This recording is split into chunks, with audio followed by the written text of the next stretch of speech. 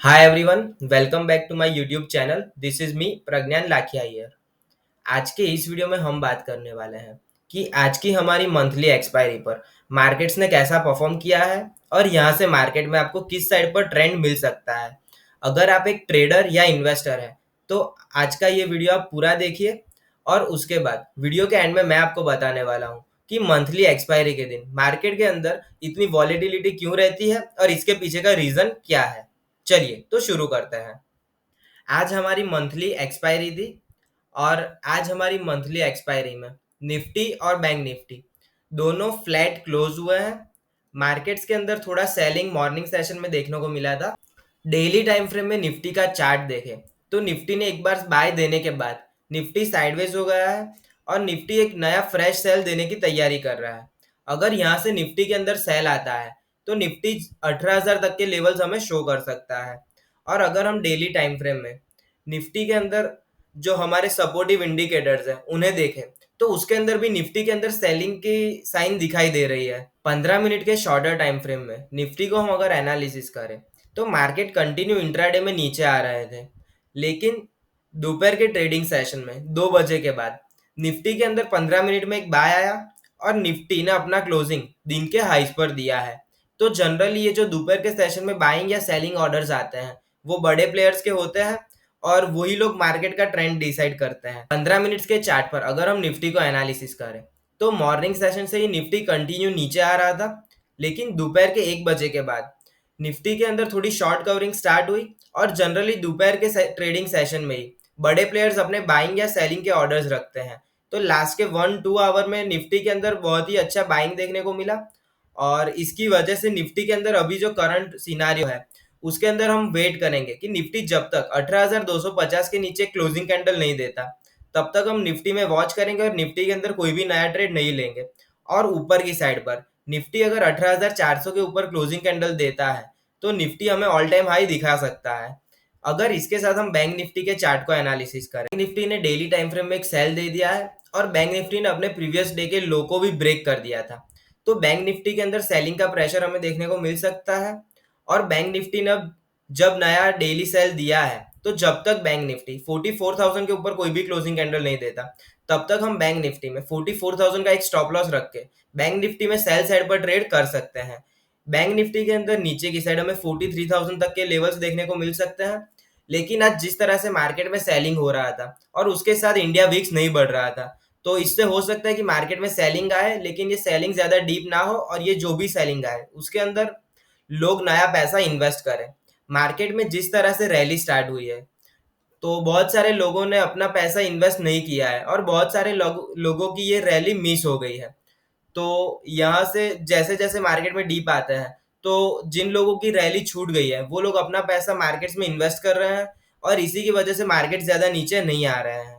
अगर हम 15 मिनट में शॉर्टर टाइम फ्रेम में बैंक निफ्टी को एनालिसिस करें तो बैंक निफ्टी का जो चार्ट है वो भी सेम निफ्टी जैसा ही है। स्टार्टिंग के मॉर्निंग सेशन में बैंक निफ्टी कंटिन्यू नीचे आ रहा था और उसके बाद दोपहर के ट्रेडिंग सेशन में बैंक निफ्टी ने एक छोटा बेस बनाया 43,400 के अराउंड और उसके बाद लास्ट के 1.5 आवर में बैंक निफ्टी ने कंटिन्यू वन साइड ऊपर की मूवमेंट दी थी।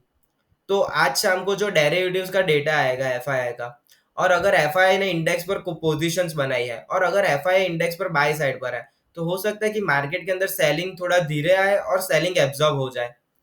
इसके अलावा अगर हम बैंक निफ्टी को एनालिसिस करें, bank Nifty daily time frame में सेल साइड पर ही है। तो जब तक बैंक निफ्टी 44,000 के ऊपर क्लोजिंग कैंडल नहीं देता तब तक हम बैंक निफ्टी में सेल साइड पर ही अपना ट्रेड कंटिन्यू करेंगे और ऊपर की साइड पर बैंक निफ्टी को 43,800 पर भी एक रेजिस्टेंस लगने वाला है।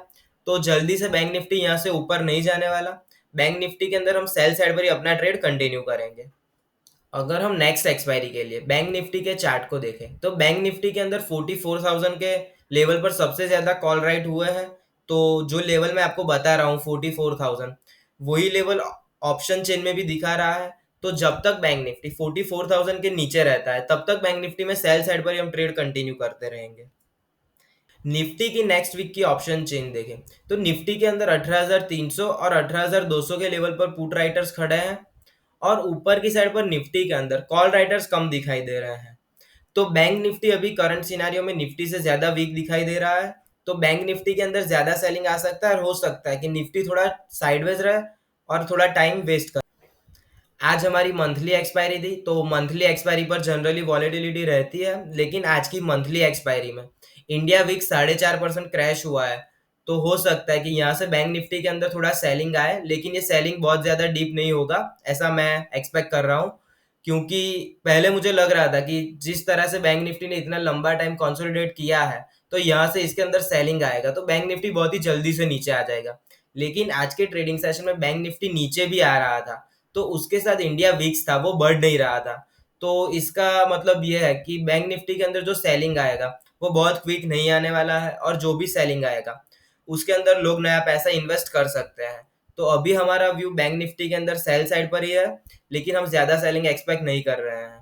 और जनरली मंथली एक्सपायरी पर वॉलेटिलिटी बढ़ती है। इसका एक रीजन ये होता है कि मंथली एक्सपायरी पर लोग इस महीने का जो भी उनका कॉन्ट्रैक्ट है उसको एग्जिट करके, अगर उनको लगता है कि यहाँ से मार्केट में उनका व्यू कंटिन्यू है, फॉर एग्जाम्पल यहाँ से उनको लगता है कि मार्केट बढ़ेगा, तो वो लोग इस मंथ के कॉन्ट्रैक्ट को सेल करेंगे और नेक्स्ट मंथ के कॉन्ट्रैक्ट को बाय करेंगे। तो इसकी वजह से मंथली एक्सपायरी के दिन मार्केट के अंदर वॉलेटिलिटी देखने को मिलती है।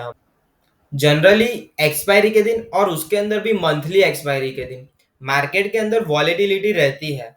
और इसके पीछे का रीजन ये है कि अगर फॉर एग्जांपल आपने इस मंथ का फ्यूचर्स बाय किया है और अगर आपका व्यू है कि यहाँ से मार्केट ऊपर जाएगा, तो मंथली एक्सपायरी हर मंथ के थर्सडे को खत्म हो जाती है और आपका कॉन्ट्रैक्ट मंथ के लास्ट थर्सडे को एक्सपायर हो जाता है। अगर आपका व्यू कंटिन्यू रहेगा और आपको लगता है कि मार्केट अभी और यहाँ से ऊपर जाएगा, तो आप इस मंथ का कॉन्ट्रैक्ट को सेल कर देंगे और नेक्स्ट मंथ के कॉन्ट्रैक्ट में बाय करेंगे, तो ये ट्रेड होगा। तो इससे क्या होता है कि ऐसे ढेर सारे लोगों के अलग अलग व्यू होते हैं। जैसे कि कई लोग मार्केट के अंदर इस मंथ का कॉन्ट्रैक्ट सेल करेंगे और नेक्स्ट मंथ का कॉन्ट्रैक्ट बाय करेंगे। तो इससे क्या होता है, मार्केट के अंदर तेजी बढ़ेगी।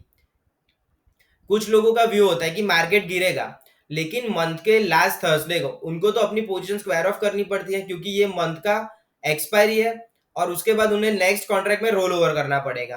तो इस मंथ का उनका व्यू था कि मार्केट नीचे आएगा, लेकिन अगर मार्केट नीचे नहीं आ रहा तो उन्हें अपना पोजीशन स्क्वायर ऑफ करना पड़ेगा और लॉस बुक करना पड़ेगा।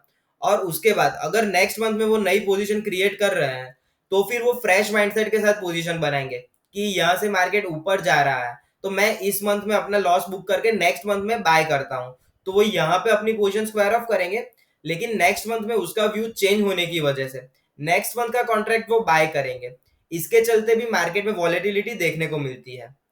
इसके अपोजिट अगर किसी ने इस मंथ का कॉन्ट्रैक्ट सेल किया है और अगर मार्केट नीचे नहीं आ रहा है, तो वो क्या करेगा कि वो इस मंथ का कॉन्ट्रैक्ट जो उसने सेल करके रखा है उसमें से वो एग्जिट करेगा, क्योंकि मंथ के लास्ट थर्सडे पे उसको कंपलसरी उसकी पोजीशन स्क्वायर ऑफ करनी पड़ेगी। तो वो इस मंथ की पोजीशन स्क्वायर ऑफ करेगा क्योंकि मार्केट नीचे नहीं आ रहा और अब उसे पता चल गया कि मैं गलत हो गया हूं और मार्केट नीचे नहीं आ रहा। तो वो नेक्स्ट मंथ के पोजीशन में सेल साइड पर रोल ओवर कंटिन्यू करने की जगह पे नेक्स्ट मंथ के कॉन्ट्रैक्ट में बाय साइड पर ट्रेड करेगा। तो मंथली एक्सपायरी पर हमारे इंडेक्स निफ्टी और बैंक निफ्टी का तो एक्सपायरी होता है, लेकिन इसके साथ बहुत सारे स्टॉक्स का भी एक्सपायरी होता है। और अगर किसी का पोजीशन है और अगर उसका व्यू चेंज होता है, तो वो इस महीने का अपना पोजीशन तो उसे कंपलसरी स्क्वायर ऑफ करना पड़ेगा, लेकिन वो नेक्स्ट मंथ में फिर से नई पोजीशंस बनाएगा। तो इसके चलते मार्केट के अंदर वॉलेटिलिटी दिखती है।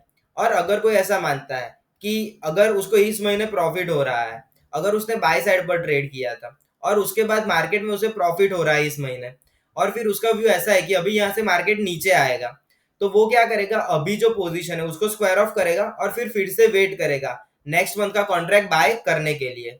तो इसी की वजह से मार्केट के अंदर वॉलेटिलिटी रहती है मंथली एक्सपायरी में। इसके अलावा ऑप्शन सेलर्स जो होते हैं उन लोगों को कंपलसरी मंथली एक्सपायरी के दिन जो भी सेटलमेंट होता है वो ऑप्शन बायर को करना पड़ता है, और यही चीज एवरी वीकली एक्सपायरी को भी होती है। नॉर्मल डेज में ऑप्शन सेलर जो होते हैं वो अपने एडजस्टमेंट कर सकते हैं। जैसे कि उनका व्यू था कि मार्केट यहाँ से 44,000 के ऊपर नहीं जाने वाला, और अगर मार्केट 44,000 के ऊपर चला जाता है तो वो लोग अपने व्यू के हिसाब से ऑप्शन सेलिंग में पोजीशंस रिक्रिएट करते हैं और अपना व्यू चेंज होने पर वो लोग नई पोजीशंस बनाते हैं। लेकिन मंथली एक्सपायरी पर इनके पास ये ऑप्शन नहीं होता कि ये लोग अपनी पोजीशंस रिक्रिएट करें। तो इन लोगों को कंपलसरी ऑप्शन बायर को पैसा देना पड़ता है। तो इसके चलते क्या होता है कि अगर वो लोग गलत होते हैं, फॉर एग्जाम्पल अगर उनका व्यू था कि 18,300 के ऊपर नहीं जाएगा, लेकिन लास्ट के 1 आवर में मार्केट में शॉर्ट कवरिंग आ गई और निफ्टी 18,300 पर आ गया, तो वो लोग अब नया एडजस्टमेंट नहीं कर पाएंगे आज के पर्टिकुलर डे के लिए। तो वो लोग क्या करेंगे, फ्यूचर के अंदर ट्रेड करेंगे और फ्यूचर को इंट्राडे के लिए बाय करेंगे। तो इसके चलते भी मार्केट के अंदर वॉलेटिलिटी बढ़ जाती है। तो ये दो मेन रीजंस है कि मंथली एक्सपायरी के दिन मार्केट में वॉलेटिलिटी क्यों बढ़ती है। क्योंकि हर एक डेरिवेटिव्स में जो ट्रेड करता है उसको मंथ के एंड पर अपनी पोजीशन वो या तो रोल ओवर करता है नेक्स्ट मंथ में, तो इसके चलते मार्केट के अंदर वॉलेटिलिटी रहती है। और अगर कोई ऑप्शन सेलर है और अगर उसका व्यू मार्केट के अंदर गलत होता है, तो वो भी डेरिवेटिव्स में फ्यूचर बाय करता है, और जब भी वो फ्यूचर को बाय करता है तो इससे मार्केट के अंदर बाइंग या फिर शॉर्ट कवरिंग और तेज हो जाता है। तो ये दो मेन रीजन है कि मार्केट के अंदर एक्सपायरी के दिन इतनी ज्यादा वॉलेटिलिटी रहती है। यहाँ से मार्केट में हमारा व्यू एकदम क्लियर है। बैंक निफ्टी के लिए 44,000 एक मेजर रेजिस्टेंस रहने वाला है और निफ्टी के लिए 18,400 एक मेजर रेजिस्टेंस रहने वाला है। निफ्टी जो है वो अभी नो ट्रेडिंग जोन में है, तो हम निफ्टी पर ट्रेड नहीं करेंगे। बैंक निफ्टी यहाँ से वीक दिखाई दे रहा है, तो बैंक निफ्टी में हम सेलिंग के साइड पर ट्रेड कंटिन्यू करेंगे। लेकिन बैंक निफ्टी में सेलिंग के साइड पर ट्रेड कंटिन्यू करेंगे, लेकिन इंडिया विक्स जो है वो शूट नहीं हो रहा है। तो हमारा व्यू ऐसा है कि सेलिंग तो आएगा, लेकिन बहुत हैवी और पैनिक सेलिंग मार्केट में दिखाई नहीं दे रहा है। अभी के लिए इतना ही। अगर आपको वीडियो अच्छा लगा हो तो वीडियो को लाइक कीजिए और हमारी चैनल को सब्सक्राइब कीजिए। Thank you.